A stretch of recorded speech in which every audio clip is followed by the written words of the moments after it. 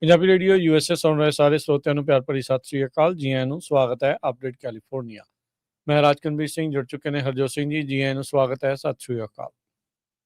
ਸਤਿ ਸ਼੍ਰੀ ਅਕਾਲ, ਧੰਨਵਾਦ। ਜੀ ਆਇਆਂ ਨੂੰ ਪੰਜਾਬੀ ਰੇਡੀਓ USA ਦੇ ਜਿੰਨੇ ਵੀ ਸਰੋਤੇ ਸਾਡੇ ਸਾਰੇ ਹੀ AM ਸਟੇਸ਼ਨਸ, FM ਸਟੇਸ਼ਨਸ, ਘਰਾਂ ਦੇ ਵਿੱਚ ਰੇਡੀਓ ਸੈਟਸ ਦੇ ਰਾਹੀਂ, ਟੈਲੀਫੋਨ ਦੇ ਰਾਹੀਂ, ਫੇਸਬੁੱਕ, YouTube ਤੇ ਲਾਈਵ ਦੇਖ ਰਹੇ ਹੋ, ਸੁਣ ਰਹੇ ਹੋ, ਸਾਰਿਆਂ ਨੂੰ ਜੀ ਆਇਆਂ ਨੂੰ ਤੇ ਬਹੁਤ ਹੀ ਪਿਆਰ ਤੇ ਸਤਿਕਾਰ ਭਰੀ ਸਤਿ ਸ੍ਰੀ ਅਕਾਲ। ਸਰੋਤਿਓ, ਅੱਜ ਫਰਵਰੀ ਦੀ 19 ਤਰੀਕ ਆ ਤੇ ਦਿਨ ਵੀਰਵਾਰ ਆ। ਤੁਹਾਡੇ ਲਈ ਸ਼ਾਮ ਦਾ ਅਪਡੇਟ ਕੈਲੀਫੋਰਨੀਆ ਪ੍ਰੋਗਰਾਮ ਲੈ ਕੇ ਹਾਜ਼ਰ ਹੋਏ ਹਾਂ।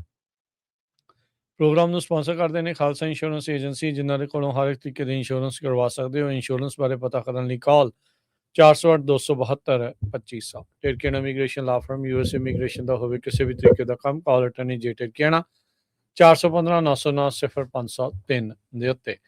Gurbachan Singh Nagra Sacramento, Kulwant Singh Jaspal Kaur Johal, Satnam Singh Tatla Yuba City, Gurdev Singh Sohal, Baljinder Singh, Rishpal Kaur Antelope, Jaswinder Singh Nagra Roseville, Avtar Singh Manjal Clovis, Joga Singh Phuar Orangevale, Sarabjit Singh Dhoot Yuba City, Gurnek Singh Bagri Fresno, Paramjit Singh Dakha Berkeley. ਜੀ ਅੱਜ ਦੀਆਂ ਖਬਰਾਂ ਵੱਲ ਚੱਲੀਏ ਤੇ ਜੋ 6 ਕਹਿੰਦੇ ਵੀ ਬੀਬੀਆਂ 6 ਲੇਡੀਜ਼ ਦੀ ਡੈਥ ਹੋਈ ਆ ਜਿਹੜਾ ਐਵਲੈਂਚ ਆਇਆ ਸੀ ਤੇ 8 ਕਲੋਜ਼ ਫਰੈਂਡ ਜਿਹੜੇ ਸੀ ਉਹਨਾਂ ਦੇ ਵਿੱਚੋਂ 6 ਜਣੇ ਬਹੁਤ ਹੀ ਲਾਗੇ ਕਲੋਜ਼ ਸੀਗੇ, ਇਕੱਠੇ ਹੀ ਜਿਹੜੇ ਆ ਇਹ ਸਕੀਇੰਗ ਕਰਨ ਗਏ ਸੀ ਕੈਲੀਫੋਰਨੀਆ ਦੇ ਸਿਆਰਾ ਨਵਾਡਾ ਦਾ ਜੋ ਏਰੀਆ ਹੈਗਾ। 2 ਫਰੈਂਡ ਜਿਹੜੇ ਆ ਉਹ ਲਾਈਵ ਨਿਕਲੇ, 4 ਜਿਹੜੇ ਆ ਉਹਨਾਂ ਨੂੰ ਰੈਸਕਿਊ ਕੀਤਾ ਗਿਆ। ਇੱਕ ਜਿਹੜਾ ਗਾਈਡ ਸੀਗਾ ਤੇ ਉਹ ਵੀ ਰੈਸਕਿਊ ਕੀਤਾ ਗਿਆ, ਪਰ 8 ਜਾਣੇ ਜਿਹੜੇ ਆ ਉਹਨਾਂ ਦੀ ਮੌਤ ਹੋ ਗਈ। ਇੱਕ ਪਰਸਨ ਹਜੇ ਵੀ ਜਿਹੜਾ ਆ ਉਹ ਮਿਸਿੰਗ ਹੈਗਾ ਆ। ਸੋ ਜੋ 6 ਜਾਣੇ ਮਾਰੇ ਗਏ ਹੈਗੇ ਆ ਉਹ ਬੇ ਏਰੀਆ, ਆਈਡਾਹੋ ਤੇ ਨੀਅਰ ਲੇਕ ਤਾਹੋ ਰਹਿੰਦੇ ਰਹੇ ਹੈਗੇ ਆ। Carrie Atkin, Liz Clagbo, Daniel Keatley, Kate Morsey, Caroline Secker ਤੇ ਕੇਟ ਵੇਟ, ਉਹਨਾਂ ਦੇ ਪਰਿਵਾਰਾਂ ਨੇ ਇਹ ਦੱਸਿਆ ਵੀ ਜਿਹੜੇ ਆ ਸਾਨੂੰ ਸਮਝ ਨਹੀਂ ਆ ਰਹੀ ਵੀ ਕੀ ਜਿਹੜਾ ਆ ਕੀਤਾ ਜਾਵੇ, ਕਿਉਂਕਿ ਆਪਣੇ ਵੱਲੋਂ ਤਾਂ ਉਹ ਫਨ ਕਰਨ ਗਏ ਸੀ, ਸਕੀ ਕਰਨ ਗਏ ਸੀ ਤੇ ਉਤੋਂ ਐਵਲੈਂਚ ਆ ਗਿਆ ਜਿਹਦੇ ਨਾਲ 8 ਜਣਿਆਂ ਦੀ ਮੌਤ ਹੋ ਚੁੱਕੀ ਹੈਗੀ ਆ। ਸੋ ਇਹ ਬਹੁਤ ਵੱਡਾ ਜਿਹੜਾ ਡਿਜ਼ਾਸਟਰ ਹੋਇਆ ਹੈਗਾ ਆ ਜੋ ਜੇ ਆਪਾਂ ਦੇਖਿਆ ਜਾਵੇ ਸਕੀਇੰਗ ਦੇ ਮਾਮਲੇ ਦੇ ਵਿੱਚ। ਜੀ ਅਗਲੀ ਜਿਹੜੀ ਹਰਜੋਤ ਸਿੰਘ ਦੀ ਗੱਲ ਕਰਦੇ ਜਾਈਏ, ਰਾਇਲ ਜਿਹੜੇ ਪਰਿਵਾਰ ਆ UK ਦਾ, ਉਸ ਦੇ ਵਿੱਚ ਜਿਹੜੇ ਸਾਬਕਾ ਪ੍ਰਿੰਸ ਐਂਡਰਿਊ ਆ ਉਸ ਨੂੰ ਗ੍ਰਿਫਤਾਰ ਕੀਤਾ ਗਿਆ ਸੀਗਾ। ਕਈ ਘੰਟਿਆਂ ਤੱਕ ਜਿਹੜੇ ਆ ਉਹ ਸਵਾਲ ਜਵਾਬ ਕਰਨ ਤੋਂ ਬਾਅਦ 'ਚ ਉਸ ਨੂੰ ਛੱਡ ਦਿੱਤਾ ਗਿਆ। ਐਪਸਟੀਨ ਫਾਈਲਸ ਦੇ ਵਿੱਚ ਜਿਹੜਾ ਸਾਬਕਾ ਪ੍ਰਿੰਸ ਐਂਡਰਿਊ ਆ ਉਸ ਦਾ ਨਾਮ ਕਾਫੀ ਵਾਰ ਆਇਆ ਆ। ਉਸ ਦੀਆਂ ਕੁਛ ਤਸਵੀਰਾਂ ਤੇ ਉਸ ਦੀਆਂ ਜਿਹੜੀਆਂ ਈਮੇਲਸ ਆ ਉਸ ਦੇ ਵਿੱਚ ਸਾਹਮਣੇ ਆਈਆਂ ਆ। ਮਿਸਕੰਡਕਟ ਦੇ ਸਸਪੀਸ਼ਨ ਦੇ ਆਧਾਰ ਦੇ ਉੱਤੇ ਜੋ ਜੈਫਰੀ ਐਪਸਟੀਨ ਦੀਆਂ ਫਾਈਲਸ ਦੇ ਵਿੱਚ ਇਸ ਦਾ ਨਾਮ ਆਇਆ ਆ, ਉਸ ਕਰਕੇ ਬ੍ਰਿਟੇਨ ਦੀ ਜਿਹੜੀ ਸਰਕਾਰ ਪੁਲਿਸ ਆ ਉਹਨਾਂ ਨੇ ਇਸ ਨੂੰ ਸਵਾਲ ਜਵਾਬ ਕੀਤੇ ਆ। ਕਹਿੰਦੇ ਵੀ ਪਹਿਲੀ ਵਾਰ ਹੋਇਆ 4 ਸਦੀਆਂ ਦੇ ਵਿੱਚ ਵੀ ਬ੍ਰਿਟੇਨ ਦੇ ਕਿਸੇ ਰਾਇਲ ਸੀਨੀਅਰ ਪਰਿਵਾਰ ਦੇ ਮੈਂਬਰ ਨੂੰ ਹਿਰਾਸਤ ਦੇ ਵਿੱਚ ਲਿਆ ਗਿਆ ਹੋਵੇ। ਕਿੰਗ ਚਾਰਲਸ ਜਿਹੜਾ ਉਸ ਨੇ ਇਸ ਬਾਬਤ ਜਿਹੜਾ ਉਹ ਸਟੇਟਮੈਂਟ ਜਾਰੀ ਕੀਤੀ ਆ।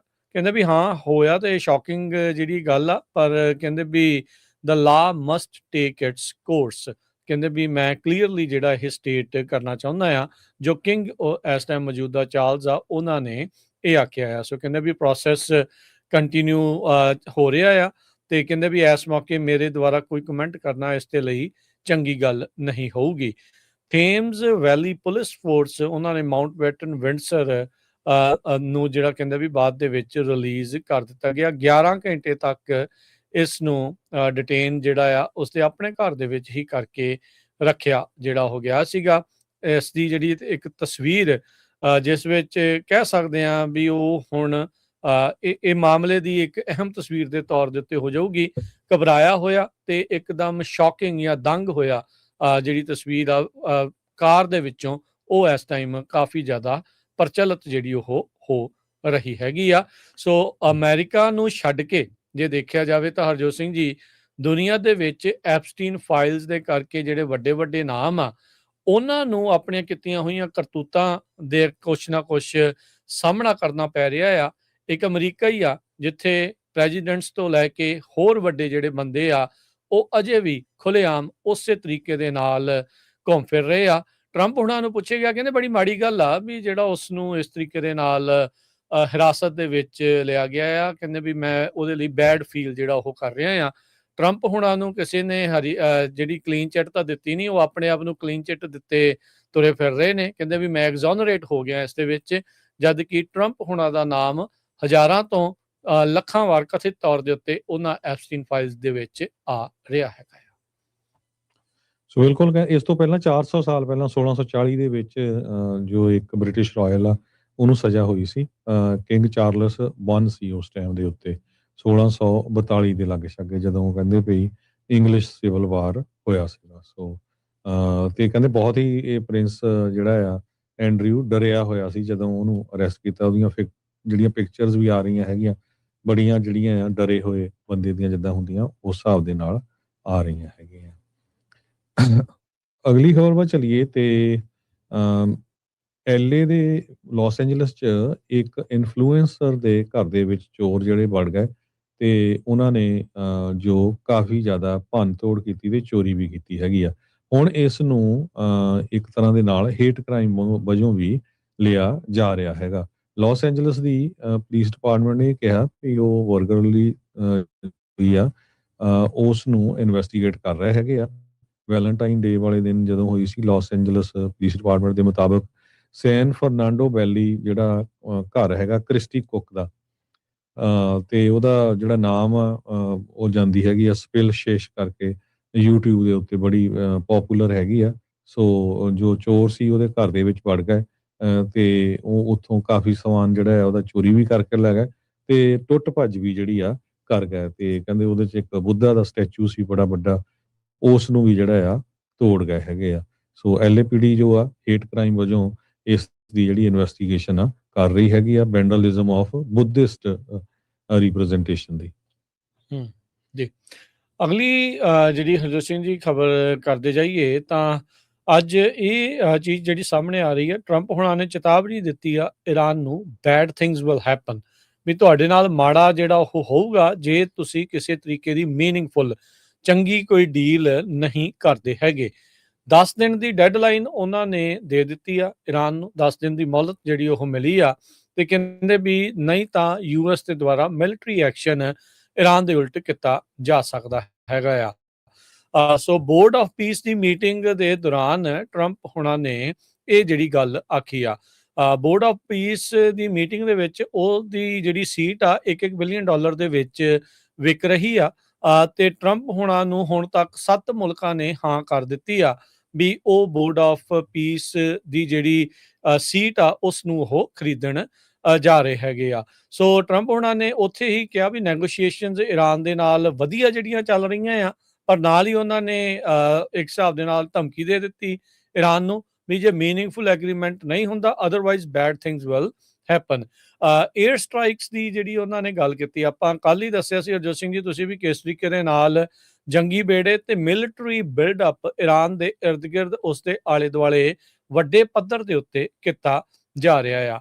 ਉਹਨਾਂ ਨੇ ਇਹ ਚੀਜ਼ ਜਿਹੜੀ ਕਹੀ ਟਰੰਪ ਹੁਣਾਂ ਨੇ ਵੀ ਹੋ ਹੀ ਨਹੀਂ ਸਕਦਾ ਵੀ ਇਰਾਨ ਦੇ ਕੋਲ ਅਸੀਂ ਕਿਸੇ ਵੀ ਹਾਲਤ ਦੇ ਵਿੱਚ ਨਿਊਕਲੀਅਰ ਵੈਪਨ ਜਿਹੜਾ ਉਹ ਜਾਣ ਦਈਏ। ਕਹਿੰਦੇ ਵੀ ਇਹ ਤਾਂ ਐਕਸਿਸਟੈਂਸ਼ੀਅਲ ਥ੍ਰੈਟ ਹੋਊਗਾ ਮਿਡਲ ਈਸਟ ਦੇ ਲਈ ਤੇ ਹੋਰ ਮੁਲਕਾਂ ਦੇ ਲਈ ਜੇ ਇਰਾਨ ਦੇ ਕੋਲ ਨਿਊਕਲੀਅਰ ਵੈਪਨ ਆਉਂਦਾ ਆ। ਇਰਾਨ ਤੇ US ਦੇ ਜਿਹੜੇ ਨੈਗੋਸ਼ੀਏਟਰ ਆ ਉਹ ਬੀਤੇ ਦਿਨੀ ਮੰਗਲਵਾਰ ਨੂੰ ਜਨੇਵਾ ਦੇ ਵਿੱਚ ਮਿਲੇ ਸੀ, ਜਿੱਥੇ ਅਬਾਸ ਅਰਗਾਚੀ ਜੋ ਇਰਾਨ ਦੇ ਫੋਰਨ ਮਿਨਿਸਟਰ ਆ, ਉਹਨਾਂ ਨੇ ਇਹ ਦਾਅਵਾ ਕੀਤਾ ਸੀਗਾ ਵੀ ਦੋਨਾਂ ਮੁਲਕਾਂ ਦੇ ਵਿੱਚ ਗਾਈਡਿੰਗ ਪ੍ਰਿੰਸੀਪਲਸ ਵੀ ਜਿਸ ਆਧਾਰ ਦੇ ਉੱਤੇ ਡੀਲ ਹੋਣੀ ਆ ਉਸ ਦੇ ਉੱਤੇ ਸਹਿਮਤੀ ਜਿਹੜੀ ਉਹ ਬਣੀ ਹੈਗੀ ਆ। ਕੱਲ ਜਿਹੜੇ ਕੈਰੋਲਿਨ ਲਵਿਟ ਹੈਗੇ ਆ, ਉਹਨਾਂ ਨੇ ਇਹ ਕਿਹਾ ਸੀਗਾ ਵੀ ਦੋਨਾਂ ਧਿਰਾਂ ਦੇ ਵਿੱਚ ਗੱਲਬਾਤ ਜ਼ਰੂਰ ਹੋਈ ਆ, ਪਰ ਕਈ ਇਸ਼ੂਜ਼ ਦੇ ਉੱਤੇ ਦੋਨੋਂ ਵੱਖੋ ਵੱਖਰੀ ਰਾਏ ਰੱਖਦੇ ਆ। ਸੋ ਟਰੰਪ ਹੁਣਾਂ ਨੇ ਅੱਜ ਚੇਤਾਵਨੀ ਜਿਹੜੀ ਉਹ ਦੇ ਦਿੱਤੀ ਆ, 10 ਦਿਨ ਦੀ ਮੌਲਤ ਦੇ ਦਿੱਤੀ ਆ ਵੀ ਭਾਈ ਜੇ ਤੁਸੀਂ ਸਾਡੇ ਨਾਲ ਕੋਈ ਚੰਗੀ ਡੀਲ ਨਿਊਕਲੀਅਰ ਵਾਲੇ ਮਾਮਲੇ ਦੇ ਵਿੱਚ ਮੀਨਿੰਗਫੁਲ ਡੀਲ ਨਹੀਂ ਬਣਾਈ ਤਾਂ 10 ਦਿਨਾਂ ਬਾਅਦ ਤੁਹਾਡੇ ਉਲਟ ਮਿਲਟਰੀ ਐਕਸ਼ਨ ਲਿਆ ਜਾ ਸਕਦਾ ਆ। ਸੈਕਟਰੀ ਆਫ ਸਟੇਟ ਮਾਰਕੋ ਰੂਬੀਓ ਹੁਣੀ ਇਜ਼ਰਾਈਲ ਨੂੰ ਜਾ ਰਿਹਾ ਫਰਵਰੀ 28 ਨੂੰ ਤੇ ਉੱਥੇ ਦੇ ਪ੍ਰਾਈਮ ਮਿਨਿਸਟਰ ਬੈਂਜਾਮਿਨ ਨੈਤਨਯਾਹੂ ਨੂੰ ਮਿਲਣਗੇ। ਸਟੇਟ ਡਿਪਾਰਟਮੈਂਟ ਦੇ ਆਫੀਸ਼ੀਅਲਸ ਦੱਸ ਰਹੇ ਹੈਗੇ, ਆਪਾਂ ਕੱਲ ਵੀ ਇਹਦੇ ਵਿੱਚ ਖਬਰ ਕੀਤੀ ਸੀ। ਤੇ ਨੈਤਨਯਾਹੂ ਤਾਂ ਬਹੁਤ ਕਾਲਾ ਆ ਯੂਨਾਈਟਿਡ ਸਟੇਟ ਨੂੰ ਕਿ ਇੱਕਦਮ ਜਿਹੜਾ ਆ ਮੇਜਰ ਅਟੈਕ ਇਰਾਨ ਦੇ ਉੱਤੇ ਛੱਡ ਦਿੱਤਾ ਜਾਵੇ, ਕੀਤਾ ਜਾਵੇ, ਤਾਂ ਕਿ ਜਿਹੜਾ ਆ ਇਰਾਨ ਦੀ ਜਿਹੜੀ ਸਰਕਾਰ ਆ ਖਮੈਨੀ ਦੀ ਉਸ ਨੂੰ ਟੋਪਲ ਕੀਤਾ ਜਾਵੇ। ਮਿਡਲ ਈਸਟ ਦੇ ਜਿਹੜੇ ਐਕਸਪਰਟਸ ਆ ਉਹਨਾਂ ਨੇ ਇਹ ਕਿਹਾ ਵੀ Iran is unlikely to agree to all of Israel demand ਜਿਹੜੀਆਂ ਇਜ਼ਰਾਈਲ ਦੀਆਂ ਹੈਗੀਆਂ ਆ।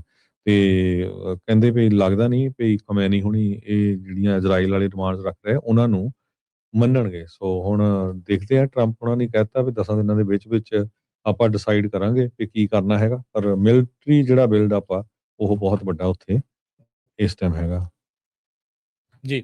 ਫੈਡਰਲ ਜੱਜ ਜੀ। ਨੇ ਰਾਸ਼ਟਰਪਤੀ ਟਰੰਪ ਤੇ ਟਰੰਪ ਐਡਮਿਨਿਸਟ੍ਰੇਸ਼ਨ ਬੇਸਿਕਲੀ ਉਹਨਾਂ ਦੇ ਉਲਟ ਇੱਕ ਕਾਫੀ ਸਕੇਦਿੰਗ ਰੂਲਿੰਗ ਕੀਤੀ ਹੈ। ਸੋ ਕਾਫੀ ਝਾੜ ਪਈ ਹੈ ਐਡਮਿਨਿਸਟ੍ਰੇਸ਼ਨ ਦੀ।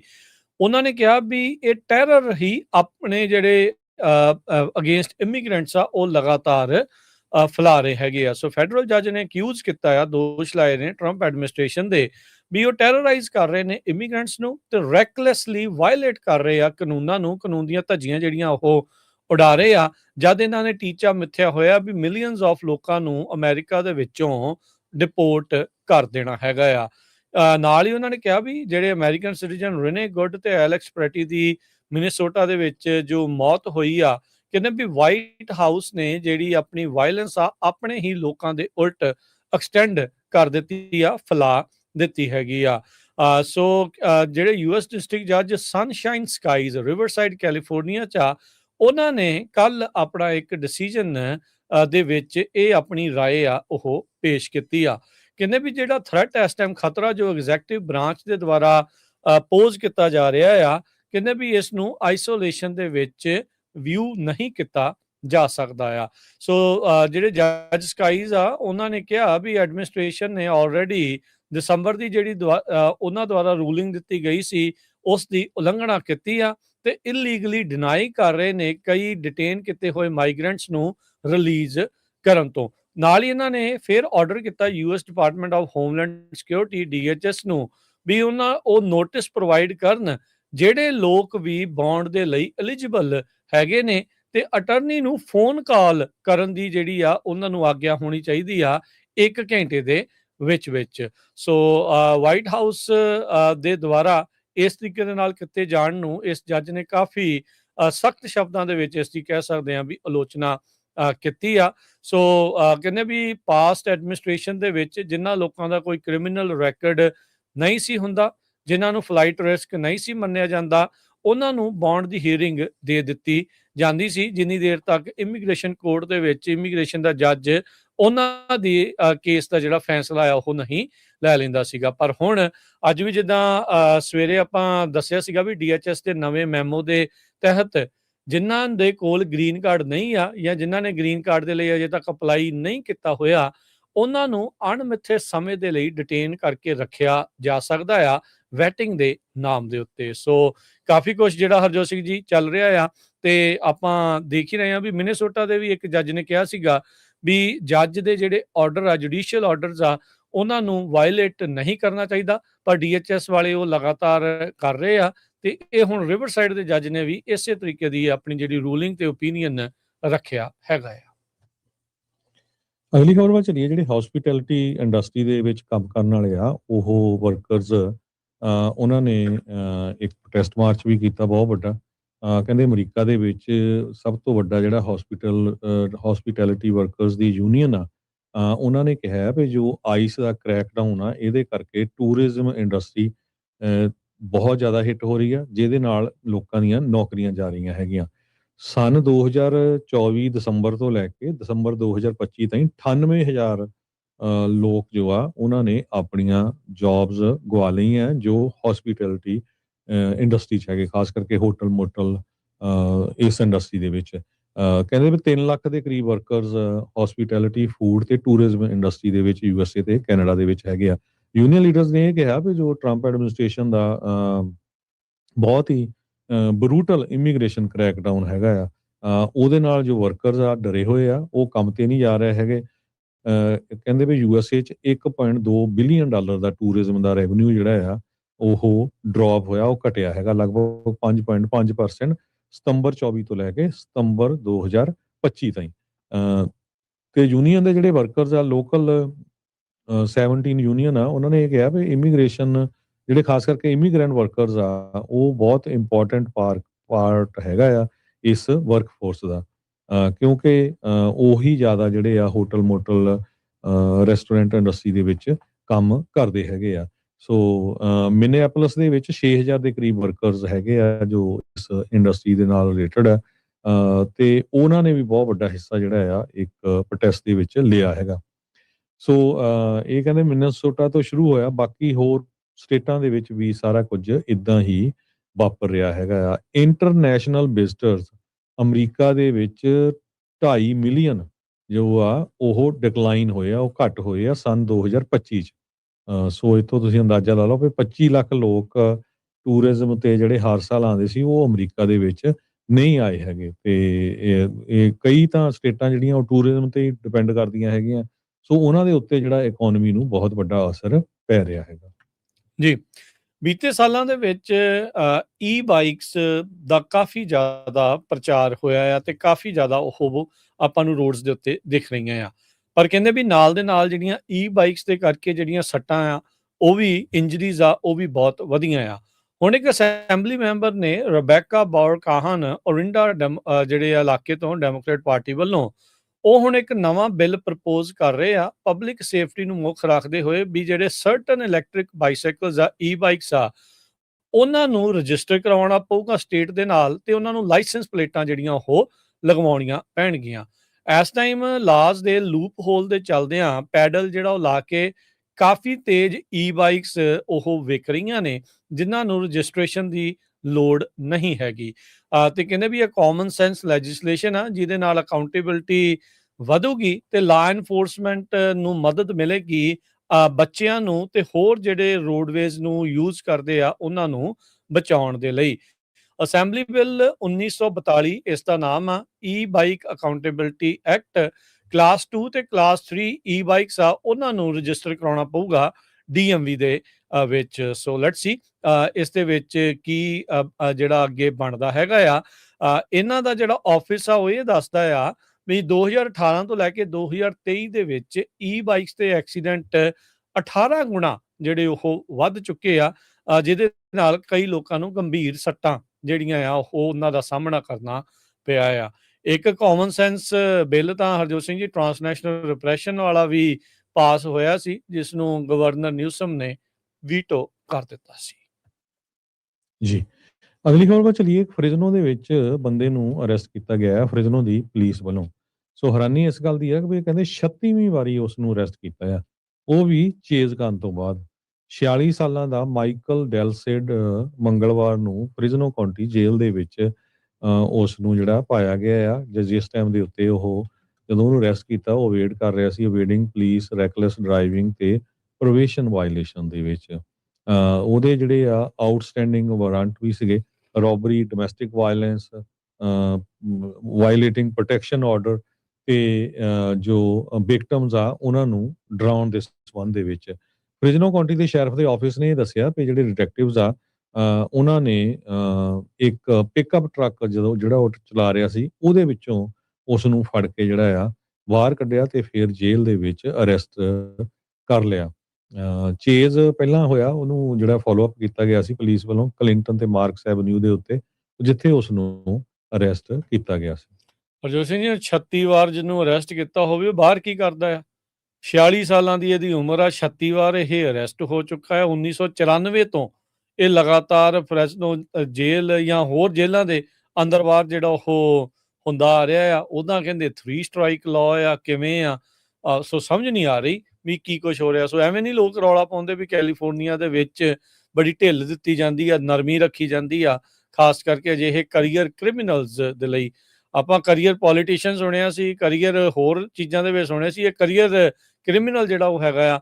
ਉਂਝ ਦੱਸਦੇ ਜਾਈਏ, ਰੌਚਕ ਤੱਥ ਇਹ ਆ ਵੀ ਵਰਲਡ ਰਿਕਾਰਡ ਜਿਹੜਾ ਟੌਮੀ ਜੋਨਸ ਦੇ ਨਾਮ ਆ, ਆਸਟ੍ਰੇਲੀਆ ਦਾ ਇਹ ਬੰਦਾ ਆ। ਇਹ 3000 ਵਾਰ ਹਰਜੋਤ ਸਿੰਘ ਜੀ ਅਰੈਸਟ ਹੋਇਆ ਸੀ, ਜ਼ਿਆਦਾਤਰ ਡਰੰਕ ਤੇ ਡਿਸਆਰਡਰਲੀ ਕੰਡਕਟ ਨੂੰ ਜਿਹੜਾ ਉਹ ਲੈ ਕੇ। ਸੋ ਕਹਿੰਦੇ ਤਕਰੀਬਨ 3000 ਵਾਰ ਬ੍ਰਿਸਬੇਨ ਕੁਈਨਜ਼ਲੈਂਡ ਆਸਟ੍ਰੇਲੀਆ ਦਾ ਟੌਮੀ ਜੋਨ ਸੀਗਾ ਜੋ ਇੰਨੀ ਵਾਰ ਉਸ ਨੂੰ ਅਰੈਸਟ ਜਿਹੜਾ ਉਹ ਕੀਤਾ ਗਿਆ ਸੀ। ਸਮਾਂ ਆਪਣੇ ਹਰਜੋਤ ਸਿੰਘ ਜੀ ਪ੍ਰੋਗਰਾਮ ਦਾ ਸਮਾਪਤ ਹੈ ਤੇ ਜਾਂਦੇ ਜਾਂਦੇ ਮਾਰਕੀਟ ਦਾ ਹਾਲ ਜੇ ਦੱਸਦੇ ਜਾਈਏ। ਅੱਜ ਡਾਓ ਜੋਨ ਦੇ ਵਿੱਚ 200 ਤੇ 68 ਪੁਆਇੰਟਾਂ ਦੀ ਗਿਰਾਵਟ ਦਰਜ ਹੋਈ, 49,395 ਤੇ ਬੰਦ ਹੋਇਆ। S&P 19 ਪੁਆਇੰਟ ਘਟ ਕੇ 6862 ਤੇ, ਨੈਸਡੈਕ 71 ਪੁਆਇੰਟ ਘਟ ਕੇ 22,683 ਦੇ ਉੱਤੇ। ਸੋਨੇ ਦਾ ਭਾਅ $5,016 ਪ੍ਰਤੀ ਟਰੋਏ ਆਉਂਸ। ਕੱਚੇ ਤੇਲ ਦੀ ਕੀਮਤ $67 ਪ੍ਰਤੀ barrel. 10 year yield 4.06%। Crypto currency ਦੇ ਵਿੱਚ ਬਿਟਕੋਇਨ 67,247, ਅਥੀਰੀਅਮ 1953 US ਡਾਲਰ ਦੇ ਬਰਾਬਰ ਚੱਲ ਰਿਹਾ ਹੈ। ਤੇ ਕਰੰਸੀ ਦੀ ਗੱਲ ਕਰਦੇ ਜਾਈਏ, ਇੱਕ US ਡਾਲਰ ਦੇ ਬਰਾਬਰ ਪਾਕਿਸਤਾਨ ਦੇ 279 ਰੁਪਏ ਤੇ 74 ਪੈਸੇ ਰਹੇ ਆ, ਤੇ ਕੈਨੇਡਾ ਦੇ $1 ਤੇ 37 ਸੈਂਟ, ਤੇ ਇੰਡੀਆ ਦੇ 91 ਰੁਪਏ ਤੇ 3 ਪੈਸੇ। ਇੱਥੇ ਪ੍ਰੋਗਰਾਮ ਦੀ ਸਮਾਪਤੀ ਹੈ। ਮੇਰੇ ਰਾਜਕਨਵੀਰ ਸਿੰਘ ਵੱਲੋਂ ਤੇ ਹਰਜੋਤ ਸਿੰਘ ਵੱਲੋਂ ਆਪ ਸਭ ਨੂੰ ਪਿਆਰ ਸਤਿਕਾਰ ਨਿੱਘੀ ਜਿਹੀ ਸਤਿ ਸ੍ਰੀ ਅਕਾਲ। ਜਿਉਂਦੇ ਵਾਸਤੇ ਰਹੋ, ਹੱਸਦੇ ਖੇਲਦੇ ਰਹੋ, ਸੁਣਦੇ ਰਹੋ, ਦੇਖਦੇ ਰਹੋ ਪੰਜਾਬੀ ਰੇਡੀਓ USA।